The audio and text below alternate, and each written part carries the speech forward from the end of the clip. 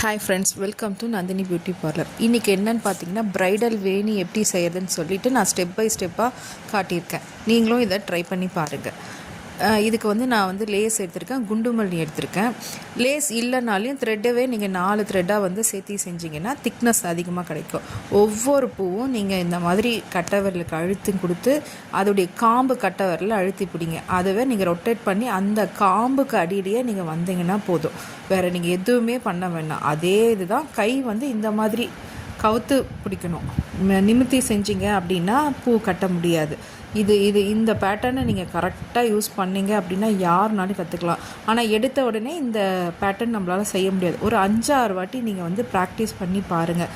சாதாரணமாக ஒரு குச்சி, நிறைய குச்சிங்களோ இல்லை இலைங்க அந்த மாதிரி வச்சு நீங்கள் ப்ராக்டிஸ் பண்ணி பார்த்தீங்கன்னா சீக்கிரம் இதை நீங்கள் கற்றுக்கலாம். அவ்வளோதான்.